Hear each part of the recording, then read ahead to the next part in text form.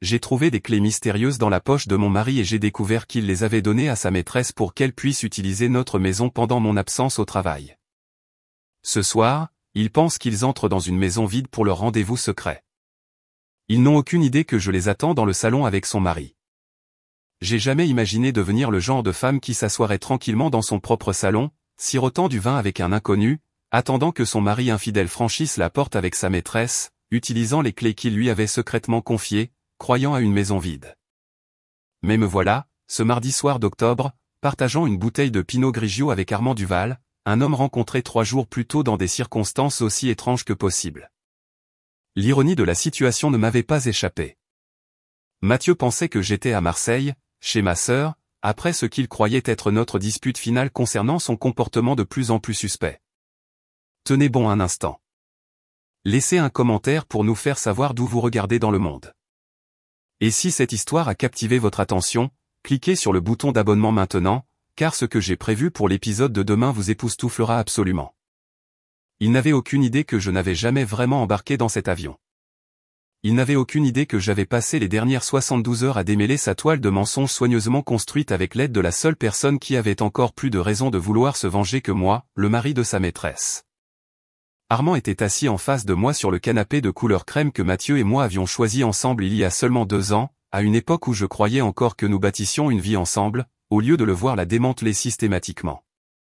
Armand n'était rien de ce que j'avais imaginé quand je l'ai vu pour la première fois chez l'Élan Créatif il y a 3 jours. Grand et svelte, avec des tempes grisonnantes, il possédait cette confiance tranquille qui découle d'années à construire quelque chose de significatif plutôt qu'à détruire les autres.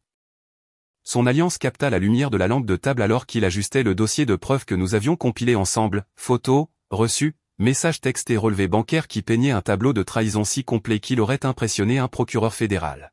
« Es-tu sûr que tu es prêt pour ça ?» demanda Armand, sa voix portant la même préoccupation douce qu'il avait montrée quand j'avais fondu en larmes dans le hall du bureau de sa femme.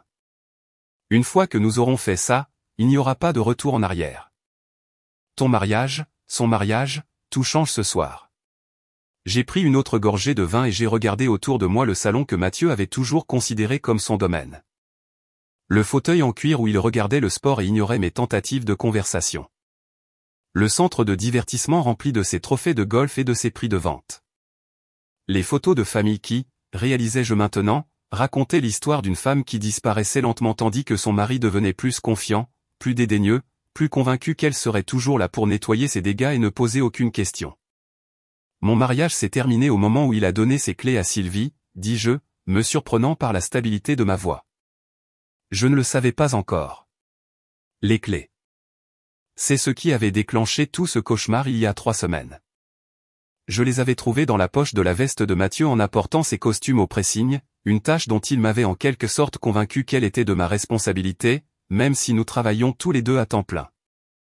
Ce n'étaient pas des clés de voiture, ni des clés de bureau, ni des clés que je reconnaissais. C'étaient des clés de maison, brillantes et neuves, attachées à un porte-clés de bijouterie belle époque qui ne venait certainement pas de moi. Quand j'avais interrogé Mathieu à leur sujet, il avait eu ce regard, celui que je commençais à reconnaître de plus en plus fréquemment, un éclair de panique rapidement masqué par de l'irritation, suivi d'une explication suffisamment plausible pour me faire sentir folle de la questionner. Oh, ce sont des clés de rechange pour la maison des Bernard. Tu te souviens, ils m'ont demandé de vérifier leur maison pendant qu'ils sont en Europe. Le porte-clés, c'est juste quelque chose que Sylvie a ramassé au travail. Elle s'occupe de leur compte. Sylvie, il avait mentionné son nom si négligemment, si avec confiance que j'avais en fait ressenti de la culpabilité pour le pic de suspicion qui m'avait traversé. Sylvie Duval, l'une des coordinatrices marketing chez Élan Créatif, l'agence qui gérait plusieurs des clients pharmaceutiques de Mathieu. Mathieu l'avait mentionné auparavant en passant. Brillante, créative, comprend vraiment la vision de leur campagne. Ce qu'il n'avait pas mentionné, c'est qu'il couchait avec elle depuis 8 mois. Mais je m'avance un peu trop. Ce mardi soir, alors qu'Armand et moi attendions Mathieu et Sylvie, je repensais au moment où tout avait changé. Ce n'était pas trouver les clés, cependant. C'était la première fissure dans la façade. Ce n'étaient même pas les frais de carte de crédit que j'avais découverts plus tard ou les reçus de voyage d'affaires qui ne correspondaient pas à ces histoires. Le moment où tout a changé, c'était il y a 3 jours, quand j'ai décidé d'aller chez l'Élan Créatif pour confronter Sylvie en personne. J'avais tout planifié. J'allais être digne mais ferme. J'allais lui dire que j'étais au courant de l'affaire et lui demander, en femme à femme, d'y mettre fin. J'allais lui donner une chance de faire ce qu'il fallait avant que je décide si j'allais faire exploser nos 2 mariages. J'avais même répété mon discours en voiture, les mots que j'utiliserais pour lui faire comprendre que derrière chaque mari infidèle se cachait une vraie femme avec de vrais sentiments et une vraie vie qui était détruite. Mais quand je suis entré dans le hall de verre épuré de Élan Créatif ce jeudi après-midi, je ne suis jamais arrivé au bureau de Sylvie. Au lieu de cela, j'ai littéralement heurté un homme portant un blazer bleu marine sur un cintre, essayant clairement de jongler avec le vêtement tout en consultant son téléphone. La collision a envoyé son téléphone glisser sur le sol en marbre. Et alors que nous nous penchions tous les deux pour le récupérer, il m'a regardé avec l'expression la plus épuisée et la plus défaite que j'ai jamais vue sur un autre être humain. « Je suis tellement désolé », dit-il en se redressant et en me tendant la main. Armand Duval. Je déposais juste le blazer de ma femme. Elle l'a oublié ce matin et a une présentation client cet après-midi. Il a marqué une pause, étudiant mon visage avec une reconnaissance qui a fait tomber mon estomac. Vous ne seriez pas Élise, par hasard ? Le fait que cet étranger connaissait mon nom aurait dû me terrifier. Au lieu de cela, ce fut presque un soulagement, car à ce moment-là, en regardant dans les yeux d'Armand Duval, j'ai réalisé que je n'étais pas la seule à vivre avec le soupçon croissant que la personne qu'elle avait épousée était devenue une étrangère. « Votre femme est Sylvie », dis-je. Ce n'était pas une question. « Et votre mari est Mathieu », répondit-il. « Je pense que nous devons parler. » Cette conversation, tenue dans un café à 2 pâtés de maison de Élan Créatif, a duré 4 heures. Armand était méfiant depuis des mois, les longues soirées, les dépenses inexplicables, la façon dont Sylvie était devenue protectrice de son téléphone et distante dans leur conversation. Comme moi, il s'était excusé, préférant croire les explications qui devenaient de plus en plus élaborées et de moins en moins plausibles à chaque fois. Contrairement à moi, Armand avait engagé un détective privé. Les photos qu'il m'a montrées cet après-midi-là étaient dévastatrices par leur clarté. Mathieu et Sylvie dans des restaurants où je n'étais jamais allé, se tenant la main à des tables intimes. Mathieu et Sylvie entrant dans un hôtel boutique au centre-ville, le même où il m'avait dit qu'il assistait à une conférence pharmaceutique. Mathieu et Sylvie dans ce qui était clairement le salon de quelqu'un. Notre maison, réalisais-je avec une horreur croissante. Sylvie recroquevillée sur notre canapé dans une des chemises boutonnées de Mathieu, l'air parfaitement à l'aise. Il lui a donné des clés, dit Armand doucement, observant mon visage alors que je traitais ce que je voyais. Le détective les a suivis mardi dernier. Mathieu l'a fait entrer par la porte d'entrée comme si elle y vivait. C'est à ce moment-là que j'ai commencé à pleurer. Pas les larmes silencieuses et dignes que j'avais versées en privé pendant des semaines, mais les sanglots laids et dévastateurs d'une femme comprenant enfin l'étendue complète de la trahison de son mari. Mathieu ne la trompait pas seulement, il me remplaçait. Dans ma propre maison, avec mes meubles, ma vaisselle, ma décoration soigneusement choisie servant de décor à sa nouvelle relation. Armand m'avait tendu des mouchoirs et attendu patiemment que la tempête passe. Quand j'ai finalement levé les yeux, il me regardait avec quelque chose qui n'était pas de la pitié, mais de la compréhension.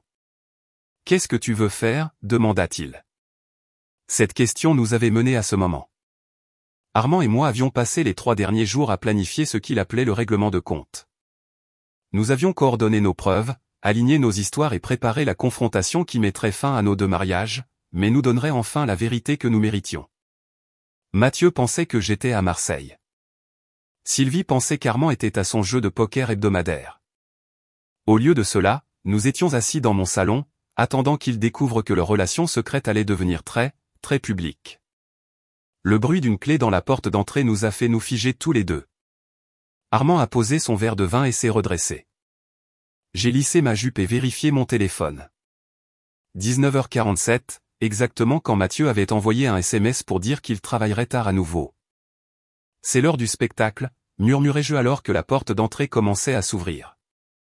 Pour comprendre comment j'en suis arrivé à orchestrer ce que Armand a plus tard appelé le complot de vengeance le plus civilisé de l'histoire, je dois vous ramener 3 semaines en arrière, au matin qui a commencé comme une routine et s'est terminé avec mon monde entier se fissurant comme de la glace sur un lac gelé.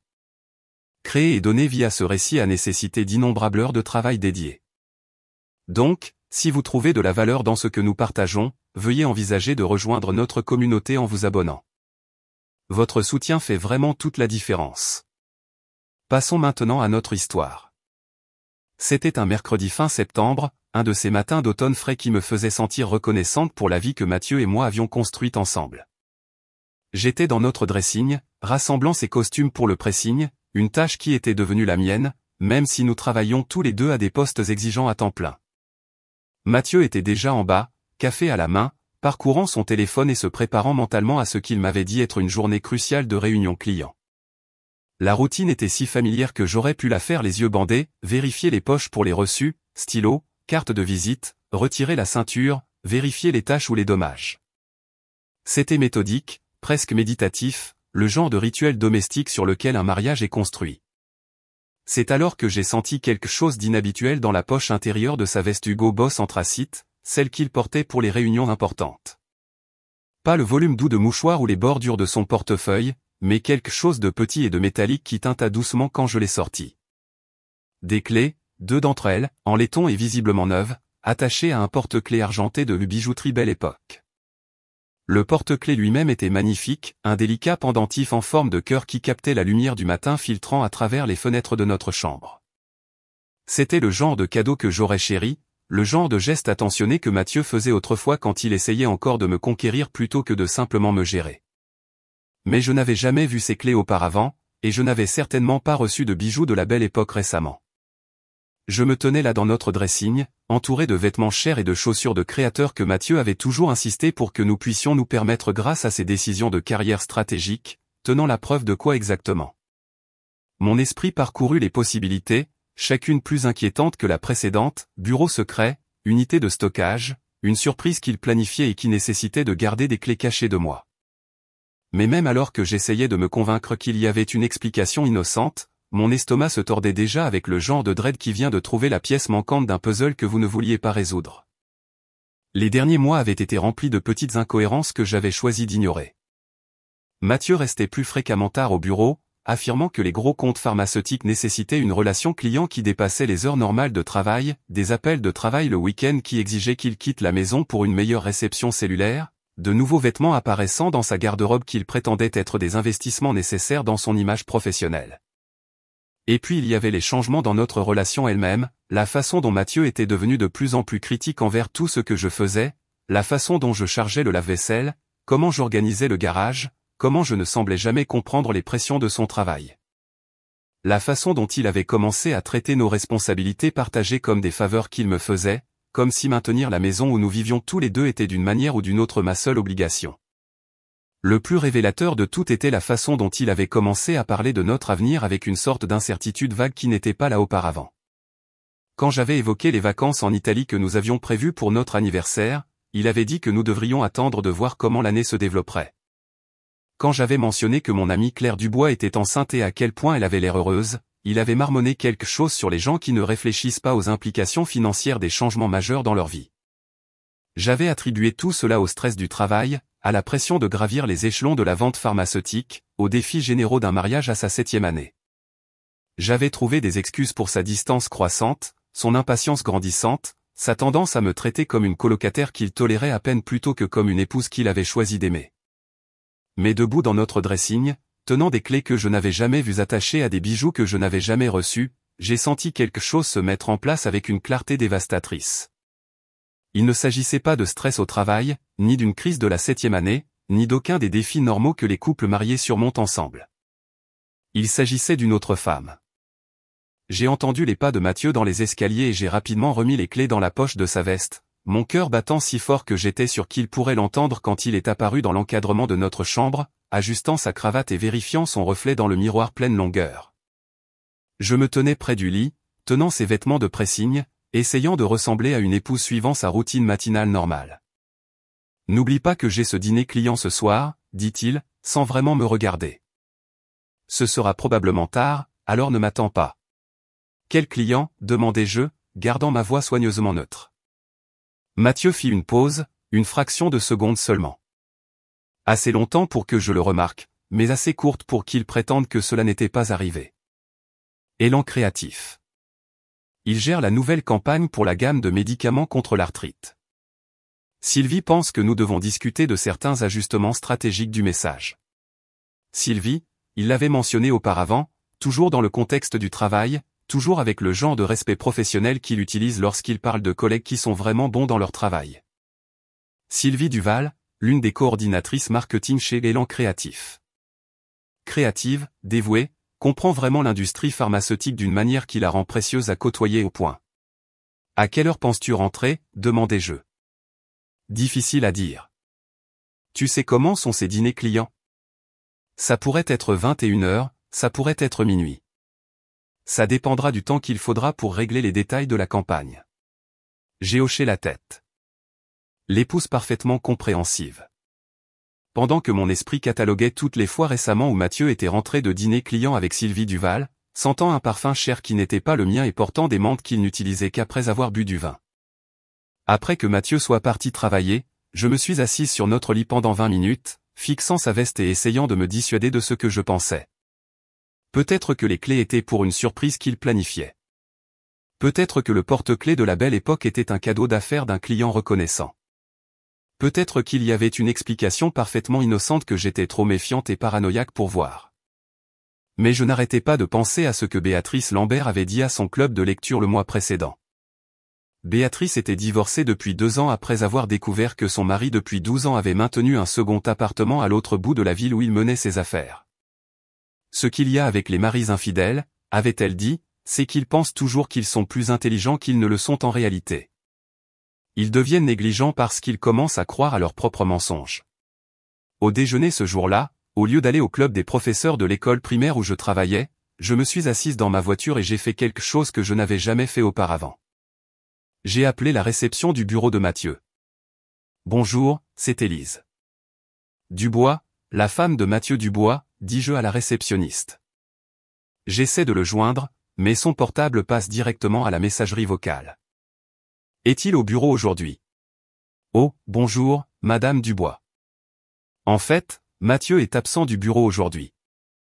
Il est au bureau de Élan Créatif pour des réunions clients. Voulez-vous que j'essaie de lui faire passer un message? Mon cœur s'est arrêté. Oui. Il a bloqué toute la journée pour ce qu'il a appelé un développement intensif de campagne. Devrais-je lui dire qu'il a appelé? Non, ce n'est pas grave. J'ai serré son portable plus tard. J'ai raccroché et je me suis assise dans ma voiture, traitant ce que je venais d'apprendre. Mathieu avait bloqué une journée entière pour des réunions avec Sylvie Duval. Une journée entière qu'il m'avait décrite comme du travail de bureau normal ce matin-là. Ce soir-là, quand Mathieu est rentré à 23h30, prétendant que le dîner client avait duré plus longtemps que prévu, j'étais déjà au lit, faisant semblant de dormir. Je l'ai entendu bouger dans notre salle de bain, se brosser les dents, enfiler son pyjama, se glisser dans le lit à côté de moi comme si de rien n'avait changé. Mais tout avait changé, car j'avais passé l'après-midi à faire des recherches et j'avais découvert que Élan Créatif était situé dans un immeuble de bureaux du centre-ville à moins de 2 pâtés de maison de l'hôtel boutique où la carte de crédit de Mathieu avait été débitée pour un déjeuner d'affaires le mardi précédent. Le même hôtel où, selon les critiques en ligne que j'avais lues obsessionnellement, le restaurant était connu pour son atmosphère intime et son ambiance romantique. Alors que j'étais allongé dans l'obscurité, écoutant la respiration de Mathieu s'installer au rythme du sommeil, j'ai pris une décision qui allait changer leur de vie à jamais. J'allais découvrir la vérité. Toute la vérité. Peu importe combien cela ferait mal, peu importe à quel point les conséquences seraient dévastatrices, peu importe à quel point cela détruirait complètement la vie que je pensais que nous construisions ensemble, j'avais arrêté d'être l'épouse compréhensive qui ne posait aucune question et acceptait toutes les explications. Il était donc temps d'obtenir des réponses. La décision d'enquêter sur mon propre mari a ressemblé à la traversée d'un pont que je ne pourrais jamais franchir en arrière. Ce jeudi matin, après que Mathieu soit parti pour ce qu'il avait prétendu être des présentations clients consécutives, j'ai fait quelque chose que je n'avais jamais fait en 7 ans de mariage. J'ai ouvert son ordinateur portable.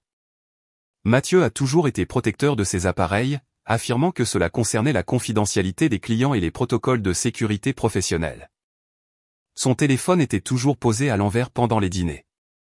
Son ordinateur portable se fermait brusquement chaque fois que j'entrais dans son bureau à domicile, et il a développé une habitude presque paranoïaque de nettoyer son historique de navigation pour des performances optimales.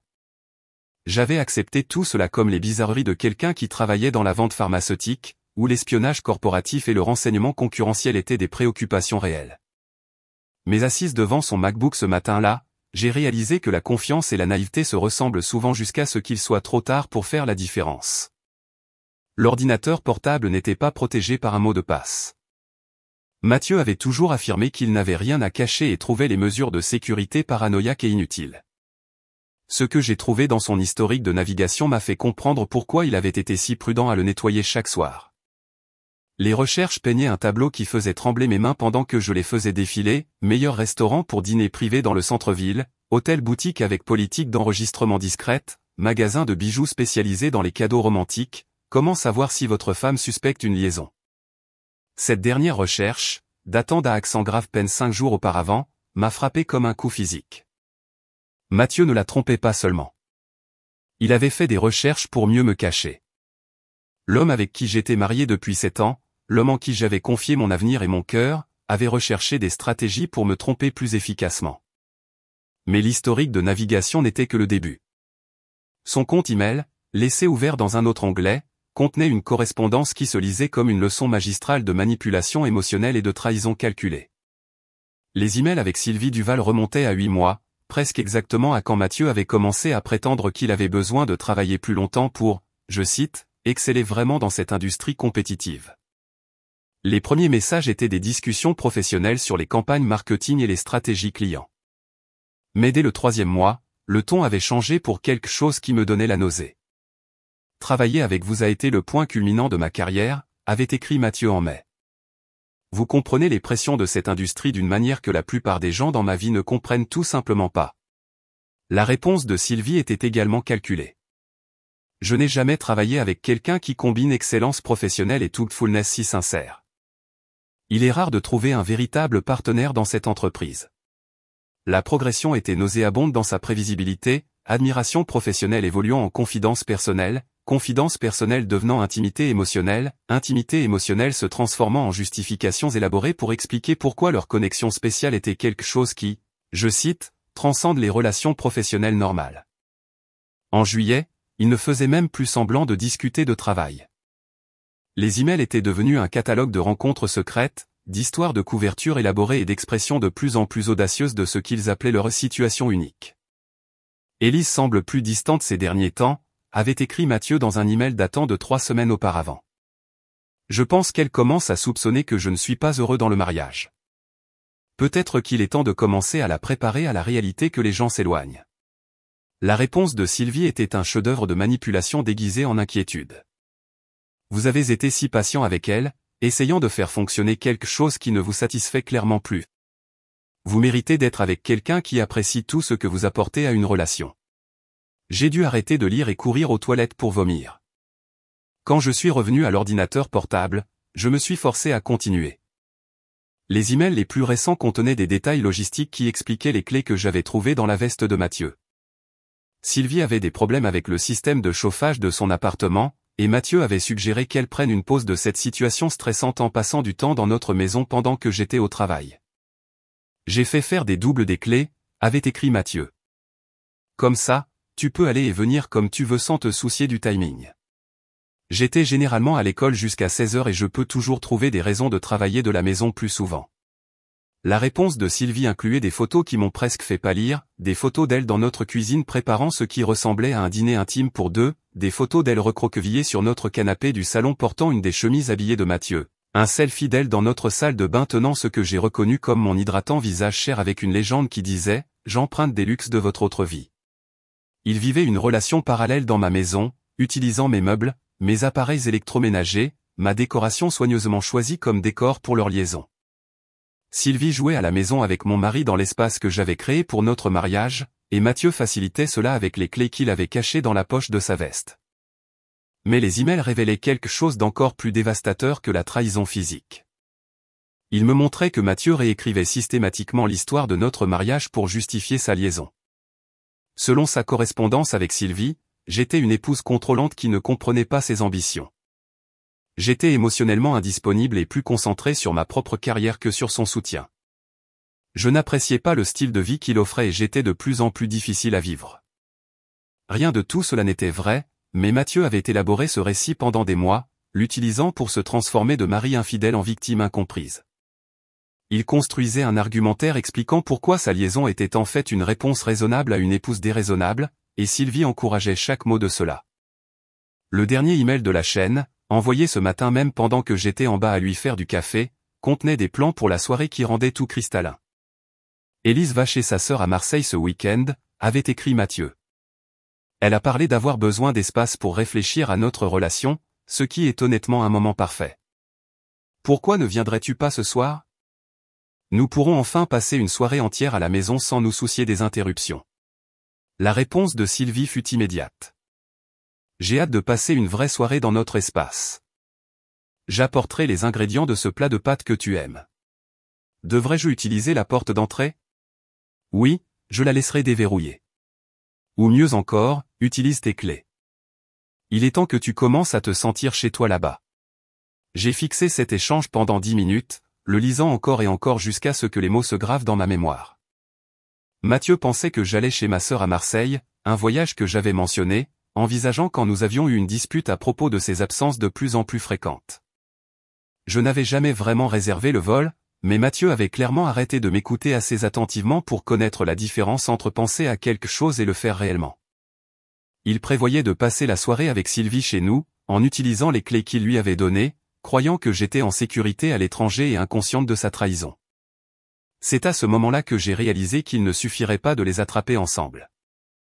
J'avais besoin de comprendre l'étendue complète de ce à quoi j'avais affaire. J'avais besoin de tout savoir, combien de temps cela durait, combien de mensonges j'avais vécu, et surtout, de quel genre d'homme j'étais réellement marié depuis 7 ans. J'ai passé le reste de la journée à prendre des captures d'écran de chaque email, chaque recherche dans le navigateur, chaque élément de preuve qui prouvait que la liaison de Mathieu n'était pas un moment de faiblesse, mais une tromperie soigneusement orchestrée qui durait depuis des mois. Au moment où Mathieu est rentré ce soir-là, prétendant avoir eu une journée productive de réunions clients, j'avais rassemblé un dossier numérique qui aurait impressionné un détective privé. J'avais les dates, les heures, les photos et les preuves écrites de sa trahison systématique. Mais il me manquait encore une pièce du puzzle. J'avais besoin de comprendre exactement qui était Sylvie Duval et ce qu'elle savait sur les mensonges que Mathieu nous disait à tous les deux.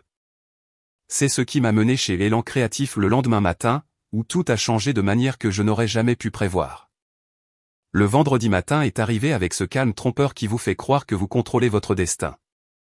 J'avais passé la nuit à planifier exactement ce que j'allais dire à Sylvie Duval lorsque je la confronterais chez l'Élan Créatif. Je serais digne mais ferme. Je présenterai les preuves que j'avais rassemblées et je lui donnerai l'occasion de mettre fin à la liaison avant que je décide si je détruisais publiquement nos 2 mariages. J'avais répété mon discours pendant le trajet jusqu'au centre-ville, pratiquant les mots qui lui feraient comprendre que derrière chaque mari infidèle se cachait une vraie femme dont la vie était systématiquement démolie. J'allais faire appel à toute fraternité qui pourrait exister entre nous, une femme à une autre, lui demandant de considérer ce qu'elle voudrait si nos positions étaient inversées. Ce que je n'avais pas prévu, c'est de littéralement entrer en collision avec un homme grand dans le hall du bâtiment de bureaux épurés du centre-ville de Élan Créatif. Je marchais vers les ascenseurs, révisant mentalement mes points de discussion, quand quelqu'un portant un blazer bleu marine sur un cintre a littéralement croisé mon chemin tout en consultant son téléphone. La collision a envoyé son téléphone glisser sur le sol en marbre poli, et alors que nous nous penchions tous les deux pour le récupérer, je me suis retrouvé face aux yeux les plus épuisés et les plus défaits que j'ai jamais vus sur un autre être humain. Je suis tellement désolé, dit-il en se redressant et en me tendant la main avec cette politesse automatique qui vient des années de réunion d'affaires. Armand Duval. Je déposais juste le blazer de ma femme. Elle l'a oublié ce matin et a une présentation client cet après-midi. Le nom m'a frappé comme de l'eau glacée. Duval, comme Sylvie Duval. Comme la femme qui utilisait ma cuisine pour préparer des dîners romantiques à mon mari. Votre femme est Sylvie, dis-je. Ce n'était pas une question. L'expression d'Armand est passée de l'embarras poli à quelque chose de beaucoup plus complexe, la reconnaissance mêlée à la résignation, comme s'il attendait cette conversation depuis des mois. Et vous seriez Élise Dubois, répondit-il doucement. La femme de Mathieu. Nous nous tenions là au milieu du lobby animé, 2 personnes qui auraient dû être des étrangères mais ne l'étaient pas, reliées par une trahison qu'aucun de nous n'avait demandé, mais que nous vivions tous les deux. Je pense que nous devons parler, dit Armand. 20 minutes plus tard, nous étions assis l'un en face de l'autre dans un café à 2 pâtés de maison de Élan Créatif, et j'apprenais que je n'étais pas la seule à avoir des soupçons croissants et des mensonges de plus en plus élaborés. Armand Duval n'était rien de ce que j'avais imaginé. Grand et svelte, avec des tempes grisonnantes, il possédait la confiance tranquille de quelqu'un qui avait construit quelque chose de significatif plutôt que de passer son temps à détruire les autres. C'était un architecte logiciel qui avait lancé sa propre société de conseil, le genre d'homme qui parlait avec soin et écoutait complètement, des qualités qui rendaient la trahison de sa femme encore plus incompréhensible. Depuis combien de temps le savez-vous, demandai-je, en serrant ma tasse de café dans mes mains pour les empêcher de trembler. Je le suspectais depuis environ 4 mois. Je le sais avec certitude depuis 2 semaines. Armand sortit son téléphone et me montra un dossier intitulé simplement preuve. J'ai engagé un détective privé quand Sylvie a commencé à rentrer avec des histoires qui ne collent pas, des réunions clients tardives qui n'étaient pas à son calendrier, des sessions de travail le week-end qui, selon son bureau, n'étaient pas prévues, de nouveaux vêtements et bijoux qu'elle prétendait être des cadeaux de clients reconnaissants. Les photos qu'il m'a montrées étaient dévastatrices par leur clarté. Mathieu et Sylvie dans des restaurants où je n'étais jamais allé, se tenant la main à des tables intimes. Mathieu et Sylvie entrant dans l'hôtel-boutique du centre-ville où il avait prétendu assister à des conférences pharmaceutiques. Mathieu et Sylvie dans ce que j'ai immédiatement reconnu comme mon propre salon. Sylvie recroquevillée sur notre canapé, portant une des chemises habillées de Mathieu, l'air parfaitement à l'aise. Il lui a donné des clés de votre maison, dit Armand doucement, observant mon visage alors que je traitais ce que je voyais. Le détective les a suivis là-bas mardi dernier après-midi. Mathieu l'a fait entrer par la porte d'entrée comme si elle y vivait. C'est à ce moment-là que j'ai commencé à pleurer. Pas les larmes silencieuses que j'avais versées en privé pendant des semaines, mais les sanglots laids et dévastateurs d'une femme comprenant enfin l'étendue complète de la trahison de son mari. Mathieu ne la trompait pas seulement. Il construisait une vie de remplacement, utilisant ma maison comme fondation. Armand m'a tendu des mouchoirs et a attendu patiemment que la tempête passe. Quand j'ai finalement levé les yeux, il me regardait avec quelque chose qui n'était pas de la pitié, mais de la compréhension. Ce que je ne comprends pas, dit-il, c'est comment ils se sont justifiés. Sylvie me dit que notre mariage a des problèmes, que nous nous sommes éloignés, qu'elle a besoin d'espace pour comprendre ce qu'elle veut vraiment. Mais selon les rapports du détective, elle travaille activement à saboter notre relation tout en construisant quelque chose avec votre mari. J'ai sorti mon téléphone et lui ai montré les captures d'écran que j'avais faites de l'ordinateur portable de Mathieu. Mathieu fait la même chose. Selon ses emails avec Sylvie, je suis une épouse contrôlante et peu coopérative qui ne comprend pas ses ambitions. Il réécrit tout notre mariage pour justifier sa liaison. Armand a lu les emails avec l'attention concentrée de quelqu'un habitué à analyser des problèmes complexes. Ils ont créé un récit où ils sont tous deux victimes de mariages malheureux au lieu d'être des gens qui ont choisi de trahir leur conjoint, dit-il finalement. C'est en fait une manipulation psychologique assez sophistiquée. La question est, dis-je, qu'est-ce que nous faisons? Armand est resté silencieux pendant un long moment, regardant par la fenêtre du café les gens qui passaient, tous vivant leur vie compliquée, faisant face à leurs propres trahisons et déceptions et moments de jugement. Qu'est-ce que tu veux faire? Demanda-t-il finalement. Cette question allait changer nos deux vies. Parce qu'assis dans ce café, partageant des preuves de la tromperie systématique de nos conjoints, Armand et moi avons commencé à planifier ce qu'il appellerait plus tard le complot de vengeance le plus civilisé de l'histoire. Au moment où nous avons quitté ce café, nous avions échangé nos numéros de téléphone, coordonné nos preuves et convenu de nous rencontrer le lundi suivant pour planifier nos prochaines étapes. Nous n'étions pas amis. Nous nous connaissions à peine, mais nous étions alliés dans une guerre que ni l'un ni l'autre n'avait voulu mener. Plus important encore, nous comprenions tous les deux que Mathieu et Sylvie avaient commis une erreur critique dans leur tromperie soigneusement orchestrée.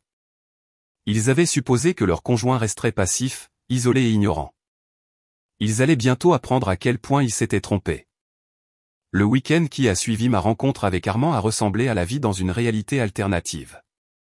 Mathieu a suivi ses routines habituelles, golf le samedi matin, football le dimanche après-midi, conversation décontractée sur notre semaine à venir, tout en croyant que j'ignorais complètement qu'il prévoyait de passer la soirée du mardi avec Sylvie chez nous en utilisant les clés qu'il lui avait secrètement données. Armand et moi avions échangé plusieurs messages textes, coordonnant nos preuves et affinant notre plan. Nous avions convenu de laisser Mathieu et Sylvie poursuivre leur rendez-vous du mardi soir, mais ils n'auraient pas la soirée romantique qu'ils avaient prévue. Au lieu de cela, ils allaient entrer dans une confrontation qui exposerait non seulement leur liaison, mais aussi le réseau élaboré de mensonges qu'ils avaient construit pour la justifier. Le lundi matin, Armand et moi nous sommes rencontrés dans un petit restaurant en dehors de la ville pour finaliser notre stratégie. Il est arrivé avec un portefeuille en cuir contenant ce qu'il appelait le dossier complet, des mois de documentation qui peignaient un tableau de tromperie systématique qui aurait impressionné un procureur fédéral. J'ai réfléchi à tout cela ce week-end, a dit Armand en nous installant dans un coin à l'écart des autres clients. Ils n'ont pas seulement une liaison. Ils mènent une campagne psychologique contre nous deux, essayant de nous faire douter de nos propres perceptions et d'accepter la responsabilité de leurs choix. Il a ouvert le portefeuille et a étalé un calendrier qu'il avait créé, marquant les dates clés où le comportement de nos conjoints avait changé. Regarde ce schéma. Chaque fois que Sylvie rentrait avec une nouvelle histoire expliquant pourquoi elle avait besoin d'espace ou pourquoi notre mariage avait des problèmes, cela correspondait à une escalade majeure dans sa relation avec Mathieu. Elle ne me trompait pas seulement. Elle travaillait activement à me faire croire que j'étais le problème. J'ai étudié le calendrier, reconnaissant le même schéma dans mon propre mariage. Mathieu fait la même chose. Chaque fois que je trouvais une preuve de sa tromperie, il se mettait à se plaindre de la façon dont je devenais suspicieuse et contrôlante. Il utilisait mes préoccupations légitimes comme preuve que j'étais la raison pour laquelle notre mariage échouait. C'est du gaslighting typique, a dit Armand. Ils ont réécrit la réalité pour se faire passer pour des victimes et nous pour des méchants. Mais voici ce qu'ils n'ont pas anticipé, nous nous sommes trouvés. Nous avons passé 2 heures à examiner chaque élément de preuve, chaque mensonge, chaque tactique de manipulation que nos conjoints avaient utilisée. Armand avait une documentation qui remontait plus loin que la mienne, des relevés bancaires montrant des dépenses inexpliquées, des relevés de cartes de crédit dans des restaurants romantiques, même des reçus d'une escapade de week-end que Sylvie avait prétendu être une retraite de travail, mais qui avait en fait été un voyage romantique avec Mathieu. La preuve la plus accablante, a dit Armand en sortant un épais dossier, c'est l'enregistrement. Mon estomac s'est effondré. Enregistrement ? La semaine dernière, quand Sylvie pensait que j'étais à ma partie de poker hebdomadaire, elle avait Mathieu chez nous. J'avais installé un système de sécurité le mois précédent, lui disant que c'était à cause des cambriolages dans le quartier. Le système a enregistré leur conversation entière. Armand a sorti un petit enregistreur numérique et l'a posé sur la table entre nous. Tu dois entendre ça, mais je te préviens. C'est brutal. Il a appuyé sur lecture, et la voix de Mathieu a rempli l'espace entre nous avec une clarté cristalline. Elle pose plus de questions ces derniers temps, disait Mathieu. Je pense qu'elle a trouvé quelque chose, mais elle est trop passive pour me confronter réellement à ce sujet. Elle va juste souffrir en silence comme elle le fait toujours. Le rire de Sylvie était vif et méprisant. Dieu, comment supportes-tu de vivre avec quelqu'un d'aussi pathétique ? Armand est pareil. Il accepte toujours mes explications, ne se plaint jamais, juste reconnaissant pour l'attention que je lui donne.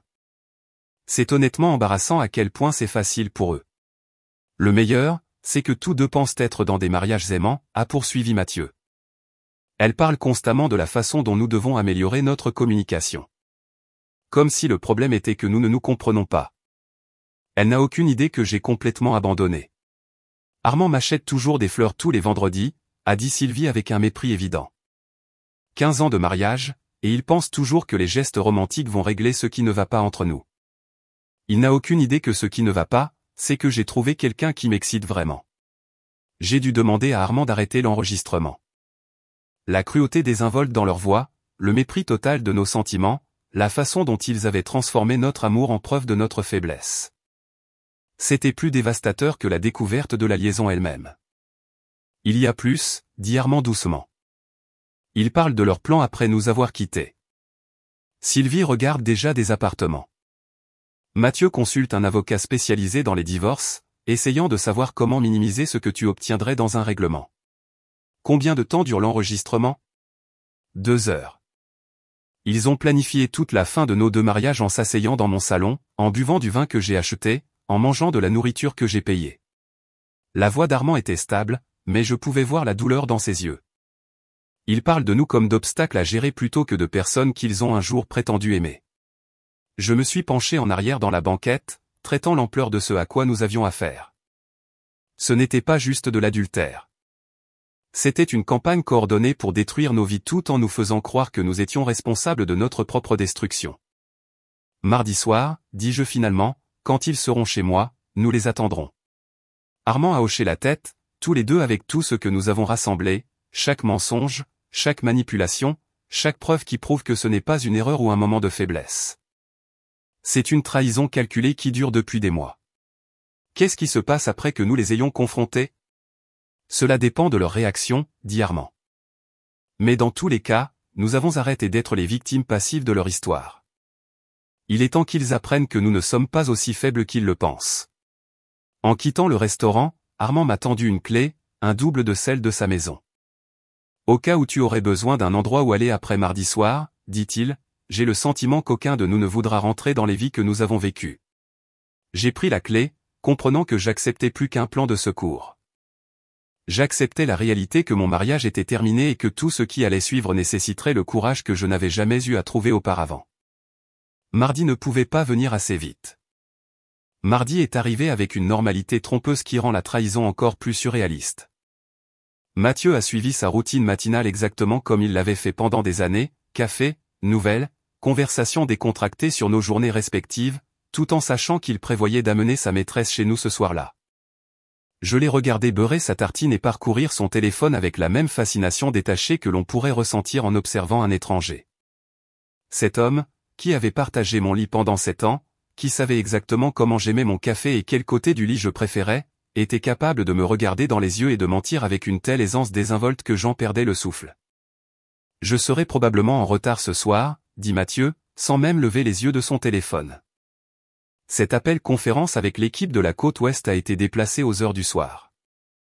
Tu sais comment fonctionnent ces fuseaux horaires. J'ai hoché la tête avec sympathie, l'épouse compréhensive qui ne remettrait jamais en question ses obligations professionnelles. À quelle heure penses-tu? Difficile à dire. Ça pourrait être 21h, ça pourrait être minuit. Ces appels d'entreprise ont tendance à durer longtemps quand tout le monde essaie de paraître important. Il a finalement levé les yeux vers moi avec ce que je reconnaissais maintenant comme une sincérité calculée. Ne m'attends pas. Je sais que tu as cette réunion de faculté tôt demain. L'aisance avec laquelle il mentait était presque impressionnante. Mathieu était devenu tellement à l'aise avec la tromperie qu'il avait développé tout un vocabulaire d'explications plausibles pour ses absences, appels conférences, urgences clients, formations obligatoires, tout cela livré avec cette confiance désinvolte qui m'avait fait douter de mes propres instincts pendant des mois. Je vais peut-être me coucher tôt de toute façon, dis-je, jouant mon rôle dans son charade élaboré. Je me suis senti un peu dépassé ces derniers temps. Tu devrais te reposer, dit Mathieu, sa voix portant juste assez de préoccupation pour sembler sincère. Tu as semblé stressé à propos de quelque chose, mais tu ne me dis pas ce qui te dérange. Tu sais que je suis là si tu veux parler. L'ironie était stupéfiante. Mathieu exprimait son inquiétude quant à mon stress tout en créant activement la situation qui détruisait ma tranquillité d'esprit. Il proposait d'écouter mes problèmes tout en étant la source de mon plus gros problème. C'était du gaslighting élevé à la forme d'art. 21h. Après le départ de Mathieu pour le travail, j'ai passé la journée dans un étrange état de calme préparatoire. J'ai nettoyé la maison méticuleusement, non pas parce que nos invités indésirables le méritaient, mais parce que je voulais que tout soit parfait lorsque leur monde s'effondrerait. J'ai réarrangé les meubles du salon pour créer des lignes de visée claires et m'assurer que personne ne puisse facilement échapper à la conversation que nous allions avoir. Armand est arrivé à 18h, portant une bouteille de vin et le dossier de preuves que nous avions compilé. Il semblait aussi calme que moi, ce qui rendait la situation entière encore plus surréaliste. Nous étions 2 personnes préparant la confrontation la plus importante de nos vies avec la précision méthodique de planificateur d'événements. Des doutes, demanda Armand alors que je le laissais entrer par la porte arrière. Aucun, dis-je, et je le pensais. Et toi? J'ai arrêté d'avoir des doutes quand j'ai entendu cet enregistrement, répondit Armand. Ils ont fait leur choix. Maintenant, ils en subiront les conséquences. Nous nous sommes installés dans le salon avec notre vin et nos preuves. 2 étrangers qui étaient devenus alliés en l'espace d'une semaine. La conversation coulait facilement. Nous avons parlé de nos carrières, de nos intérêts, des rêves que nous avions eus avant que nos mariages ne deviennent des exercices de gestion des dégâts. Armand était un architecte logiciel avec sa propre société de conseil, quelqu'un qui résolvait des problèmes complexes pour vivre. J'étais une enseignante d'école primaire spécialisée dans l'aide aux élèves en difficulté pour trouver leur confiance. C'est intéressant, observa Armand, comment ils ont tous 2 choisi des personnes qui sont des soignants naturels. Sylvie disait toujours qu'elle aimait à quel point j'étais patient et compréhensif. Mathieu t'a probablement dit des choses similaires. Il disait que j'étais la personne la plus solidaire qu'il ait jamais rencontrée. J'ai dit que je lui donnais l'impression qu'il pouvait accomplir n'importe quoi. Ils ont utilisé nos meilleures qualités contre nous, dit doucement Armand. Ils ont transformé notre capacité d'amour et de pardon en une faiblesse qu'ils pouvaient exploiter. À 19h30, j'ai reçu le texte que j'attendais. Appel conférence bientôt. Ce sera une longue nuit. Je t'aime. Ils sont en route, dis-je à Armand. Nous nous sommes positionnés stratégiquement dans le salon. Armand s'est assis dans le fauteuil qui lui donnait une vue claire de la porte d'entrée tandis que je prenais ma place habituelle sur le canapé. Les dossiers de preuve étaient étalés négligemment sur la table basse, ressemblant à rien de plus que des documents de travail ou des papiers ménagers pour quiconque les regardait rapidement. « Comment penses-tu qu'ils réagiront » demanda Armand. « Le déni d'abord, dis-je. Puis la colère. Mathieu essaiera de retourner la situation, de faire comme si c'était ma faute d'une manière ou d'une autre. Sylvie essaiera probablement de te manipuler pour que tu te sentes désolé pour elle. Et puis. Alors nous verrons qui ils sont vraiment quand ils ne pourront plus mentir pour se sortir de la situation. À 19h45, nous avons entendu une voiture dans l'allée. Armand et moi avons échangé un regard, pas exactement nerveux, mais concentré. Nous avions planifié ce moment soigneusement, et maintenant il était temps de l'exécuter. Voilà. Le bruit de pas familiers sur le porche. Le tintement des clés. Le doux clic de la serrure qui tourne. Voilà. C'est parti, murmurai-je. La porte d'entrée s'est ouverte et la voix de Mathieu a résonné dans le salon. Je n'arrive toujours pas à croire qu'Élise ait cru cette histoire de conférence. Parfois, je pense qu'elle veut être trompée. Le rire de Sylvie était vif et désinvolte. Armand est pareil. Il préfère croire un mensonge confortable plutôt que d'affronter une vérité inconfortable. Il n'avait aucune idée que la vérité inconfortable les attendait dans le salon, avec 8 mois de preuves et 2 conjoints qui en avaient assez d'être sous-estimés. Armand et moi sommes restés parfaitement immobiles, écoutant leurs pas approcher, prêts à leur donner la confrontation qu'ils avaient tant essayé d'éviter. Le bruit de la clé de Mathieu dans la porte d'entrée a été suivi par l'intimité désinvolte de 2 personnes qui croyaient entrer dans leur sanctuaire privé. Leur voix portait clairement dans le salon, sans retenue et avec une confiance qui me serrait l'estomac. « Je t'avais dit qu'Élise ne se douterait jamais de rien », disait Mathieu alors qu'il traversait l'entrée. « Elle pose moins de questions ces derniers temps. Je pense qu'elle accepte enfin que c'est juste comme ça que fonctionne le mariage après 7 ans. » « Mon Dieu, ils sont tous les deux tellement naïfs », répondit Sylvie, le bruit de ses talons claquant sur le parquet.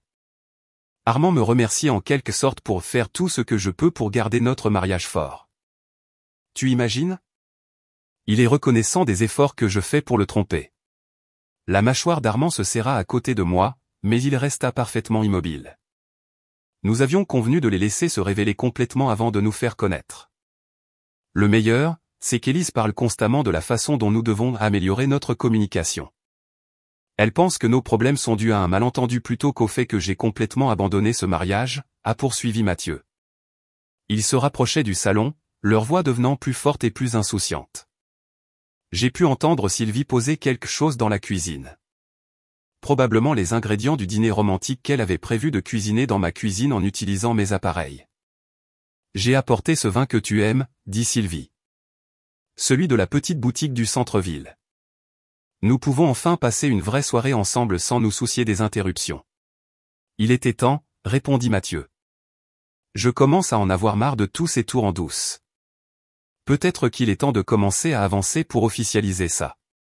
C'est à ce moment-là qu'ils ont contourné le coin du salon et se sont arrêtés net. Pendant un moment, personne n'a bougé. Mathieu et Sylvie sont restés figés dans l'encadrement de la porte. Mathieu tenant une bouteille de vin cher. Sylvie portant un petit sac de nuit suggérant qu'elle avait prévu de passer la nuit. Armand et moi étions assis calmement sur les meubles qu'ils s'attendaient à avoir pour eux seuls, verre de vin à la main, l'air comme si nous attendions depuis des heures, ce que nous avions bien sûr fait. Le silence s'est étiré pendant ce qui a semblé des minutes, mais qui n'était probablement que quelques secondes. Le visage de Mathieu a subi une transformation remarquable, confusion, reconnaissance, panique, et enfin une tentative désespérée de reprendre le contrôle de la situation. « Élise, dit-il, sa voix soigneusement modulée dans le ton qu'il utilisait lorsqu'il essayait de gérer une crise. Que fais-tu ici? Je pensais que tu allais à Marseille. J'allais, dis-je calmement, en prenant une gorgée de mon vin. Mais ensuite j'ai réalisé que j'avais tout ce dont j'avais besoin ici, à la maison. Sylvie était devenue complètement blanche. Ses yeux allaient de Armand à moi, essayant clairement de comprendre comment son mari avait fini dans le salon de son amant. Armand, comment as-tu? Qu'est-ce que tu fais ici? Bonjour, Sylvie, dit Armand avec ce type de cordialité polie qu'il pourrait utiliser lors d'une fête. Je faisais juste connaissance avec Élise. Nous avons beaucoup de choses en commun, en fait. Mathieu s'est avancé, essayant toujours de contrôler le récit. Écoute, je sais que ça a l'air mal, mais Sylvie et moi avons juste eu une liaison pendant 8 mois. Je t'interromps, dis-je en attrapant le dossier de preuves sur la table basse, en utilisant les clés que tu avais faites pour l'amener dans notre maison, en planifiant ta stratégie de sortie tout en nous mentant à tous les deux sur les conférences et les urgences de travail. Le dossier a fait un doux bruit sourd alors que je le posais sur la table basse entre nous. Les yeux de Mathieu se sont fixés dessus avec la fascination horrifiée de quelqu'un regardant un accident de voiture au ralenti. Nous savons tout, dit Armand doucement. Chaque restaurant, chaque hôtel, chaque mensonge que vous avez dit pour couvrir vos traces. Nous avons comparé nos notes. Sylvie a finalement retrouvé sa voix, bien qu'elle soit sortie plus petite que je ne l'avais jamais entendue. Armand, s'il te plaît. Tu ne comprends pas. Mathieu et moi, nous n'avons jamais voulu que ça arrive. Ça a juste évolué naturellement. Naturellement, Armand s'est levé, se déplaçant vers sa femme d'un pas mesuré. Est-ce que tu appelles ça détruire systématiquement de mariage tout en faisant croire à tes conjoints que tu es le problème? Ce n'est pas ce que nous faisions, dit Mathieu, mais sa voix manquait de conviction. Élise, tu sais, notre mariage a eu des problèmes. Nous avons tous les deux senti la distance grandir entre nous. J'ai ri, et le son m'a surprise même moi par son amertume. Mathieu, j'ai lu tes emails. Tous. Y compris ceux où toi et Sylvie parliez de la façon dont Armand et moi sommes pathétiques pour avoir cru en nos mariages. Y compris l'enregistrement de votre conversation dans le salon d'Armand où tu m'as traité de passive et d'embarrassante. Le visage de Mathieu est devenu blême. Tu m'espionnes. Je rassemblais des preuves, corrigeais-je. Il y a une différence. Espionner implique de se faufiler et de mentir. Ce que tu as fait? Ce que j'ai fait, c'est me protéger de quelqu'un qui me fait subir du gaslighting systématiquement depuis des mois. Sylvie s'est dirigée vers Armand, son sac de nuit toujours serré dans sa main comme une armure. Armand, s'il te plaît, nous pouvons régler ça. Oui, j'ai fait des erreurs, mais notre mariage connaît des difficultés depuis si longtemps. Arrête, dit Armand en levant la main. Arrête juste de parler. J'ai entendu assez de tes mensonges pour toute une vie. Il a sorti son jaquet et a sorti un petit enregistreur numérique, le posant sur la table basse à côté de mon dossier de preuves. Il y a 2 semaines, quand tu pensais que j'étais à la soirée poker, toi et Mathieu avez eu une conversation assez intéressante dans notre salon. Veux-tu l'écouter? La couleur a complètement disparu du visage de Sylvie. Mathieu a fait un pas inconscient en arrière comme si le petit appareil pouvait exploser. C'est illégal, dit Mathieu désespérément. Tu ne peux pas enregistrer les gens sans leur consentement. En fait, répondit Armand avec la précision calme de quelqu'un qui a fait ses recherches, dans notre État, une seule partie doit consentir à l'enregistrement d'une conversation. Comme c'était ma maison, mon système de sécurité, j'étais cette partie consentante. J'ai regardé Mathieu et Sylvie se regarder. Et pour la première fois depuis que je les connaissais, ils semblaient comprendre qu'ils n'avaient pas le contrôle de la situation. La manipulation soignée, les mensonges élaborés, la campagne psychologique qu'ils menaient contre leurs conjoints, tout cela allait être exposé par leurs propres mots. « Qu'est-ce que vous voulez » demanda Sylvie finalement, sa voix à peine audible. Armand et moi avons échangé un regard. Nous avions passé des heures à discuter de ce moment, à planifier exactement comment nous allions le gérer lorsque nos conjoints infidèles comprendraient enfin qu'ils avaient été pris. Nous voulons la vérité, dis-je. Tout. Plus de mensonges, plus de manipulation, plus de prétention que Armand et moi sommes responsables de vos choix de nous trahir. Et puis Mathieu a demandé. Alors, dit Armand, nous allons discuter de ce qui se passe ensuite, mais d'abord, vous allez vous asseoir et écouter exactement ce que vous avez dit à propos des gens que vous avez promis d'aimer et d'honorer. Il a appuyé sur le bouton de lecture de l'enregistreur, et la voix de Mathieu a rempli notre salon avec la cruauté désinvolte qui allait mettre fin à nos 2 mariages pour toujours. L'enregistreur numérique était posé sur la table basse comme une petite bombe. Et quand Armand a appuyé sur lecture, l'explosion a été immédiate et dévastatrice. Les voix de Mathieu et Sylvie ont rempli le salon avec une clarté cristalline. Leur cruauté désinvolte amplifiée par l'acoustique de l'espace où ils avaient prévu de continuer leur tromperie. Elle pose plus de questions ces derniers temps, disait la voix enregistrée de Mathieu, je pense qu'elle a trouvé quelque chose, mais elle est trop passive pour me le dire. Elle va juste souffrir en silence comme d'habitude. Le Mathieu présent a visiblement tressailli en entendant ses propres mots. Le rire enregistré de Sylvie a suivi, vif et méprisant. Mon Dieu, comment supportes-tu de vivre avec quelqu'un d'aussi pathétique ? Armand est pareil. Il accepte toujours mes explications, ne se plaint jamais, juste reconnaissant pour l'attention que je lui donne. Arrête ça, murmura Sylvie. Mais Armand n'a fait aucun geste vers l'enregistreur. Le meilleur, c'est que tous deux pensent être dans des mariages aimants, a poursuivi la voix de Mathieu. Elle parle constamment de la façon dont nous devons améliorer notre communication. Comme si le problème était que nous ne nous comprenons pas. Elle n'a aucune idée que j'ai complètement abandonné. J'ai regardé le visage de mon mari alors qu'il se voyait décrire notre mariage comme une blague. L'homme qui m'avait embrassé ce matin même, qui avait exprimé son inquiétude quant à mon niveau de stress, qui avait promis de rentrer tard en raison d'obligations professionnelles. Ce même homme était assis dans le salon d'une autre femme, se moquant de mes tentatives pour sauver notre relation. Armand m'achète toujours des fleurs tous les vendredis, dit la voix de Sylvie avec un mépris évident. 15 ans de mariage, et il pense toujours que les gestes romantiques vont régler ce qui ne va pas entre nous. Il n'a aucune idée que ce qui ne va pas, c'est que j'ai trouvé quelqu'un qui m'excite vraiment. Les achats hebdomadaires de fleurs d'Armand, quelque chose que j'avais remarqué qu'il faisait à l'épicerie et que j'avais en fait envié, étaient utilisés comme preuve de sa dévotion pathétique à une femme qui considérait son amour comme une faiblesse à exploiter. L'enregistrement a continué pendant plusieurs minutes, chaque échange étant plus dévastateur que le précédent. Ils ont discuté de leur projet pour nous quitter, de leur stratégie pour minimiser ce que nous obtiendrions dans les règlements de divorce, de leur amusement face à la facilité avec laquelle nous acceptions leurs mensonges. Ils parlaient de nous comme d'obstacles à gérer plutôt que d'êtres humains dont ils détruisaient systématiquement la vie. Quand Armand a finalement éteint l'enregistreur, le silence dans la pièce était assourdissant.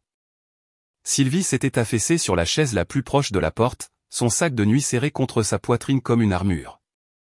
Mathieu se tenait figé au milieu de la pièce, son vin cher toujours à la main, ressemblant à un homme qui vient d'assister à sa propre exécution. 15 ans, dit Armand doucement, sa voix stable malgré l'émotion dans ses yeux. 15 ans de mariage, et c'est comme ça que tu me parles à ta maîtresse. Armand, s'il te plaît, commença Sylvie, mais il l'interrompit d'un geste. Je n'ai pas fini. Tu veux savoir quelle est la partie la plus dévastatrice de cet enregistrement ? Ce n'est pas la liaison. Ce ne sont même pas les mensonges. C'est le mépris total que tu as pour le fait que je t'aimais. Tu as transformé ma dévotion en une plaisanterie. Mathieu a finalement posé la bouteille de vin, ses mains tremblant légèrement. Élise, je sais que ça a l'air terrible, mais tu dois comprendre. Comprendre quoi ? J'ai interrompu, me levant pour la première fois depuis leur arrivée. Comprendre qu'au moment où je m'inquiétais pour notre mariage, tu te moquais de ma passivité. Comprendre qu'au moment où j'essayais d'améliorer notre communication, tu planifiais ta stratégie de sortie. Je me suis déplacé vers la table basse et j'ai pris mon propre dossier de preuves, celui que j'avais passé des jours à compiler à partir de son ordinateur portable et de ses comptes e-mail. Dois-je comprendre que tu as utilisé notre carte de crédit commune pour financer ta liaison ?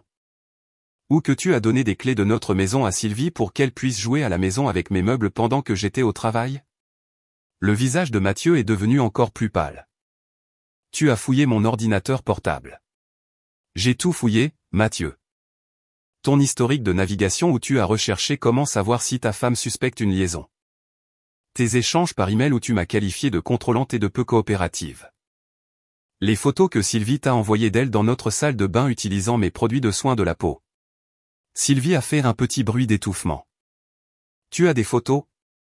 J'ai tout, dis-je, ouvrant le dossier et étalant des impressions sur la table basse. 8 mois de preuves montrant que ce n'est pas une erreur ou un moment de faiblesse. C'est une campagne calculée pour détruire 2 mariages tout en faisant croire aux victimes qu'elles sont responsables de leur propre trahison.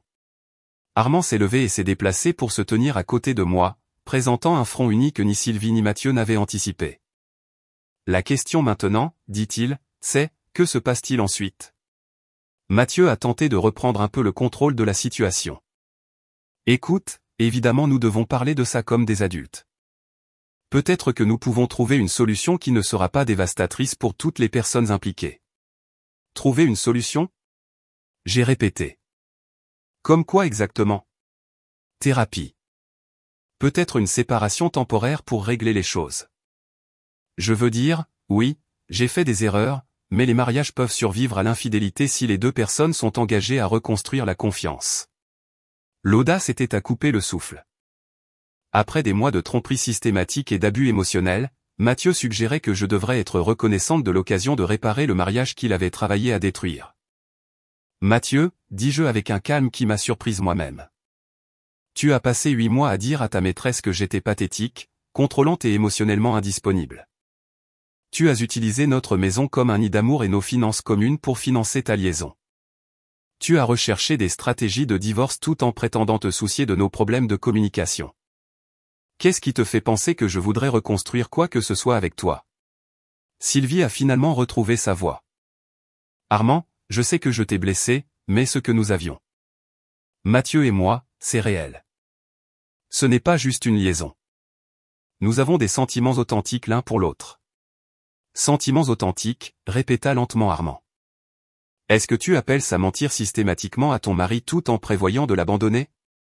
Est-ce que tu appelles ça se moquer de son amour pour toi auprès de ton petit ami? Tu ne comprends pas, dit Sylvie désespérément. Notre mariage est mort depuis des années. Nous avons juste fait semblant. Ce que Mathieu et nous avons trouvé ensemble, c'est ce qu'une vraie relation devrait ressentir. J'ai regardé cette femme qui avait utilisé ma cuisine, ma salle de bain, mon salon pour mener sa liaison avec mon mari et j'ai senti quelque chose changer en moi. La douleur et la trahison étaient toujours là, mais elles étaient rejointes par quelque chose de beaucoup plus puissant, une clarté absolue sur qui étaient vraiment ces personnes. Sylvie, dis-je, tu as raison sur une chose. Ton mariage avec Armand est terminé, mais pas parce qu'il était mort. Parce que tu l'as tué. Et mon mariage avec Mathieu est terminé aussi. Mais pas parce que nous ne pouvions pas communiquer. Parce qu'il a choisi de me trahir tout en me faisant croire que j'étais le problème. Armand hocha la tête à côté de moi.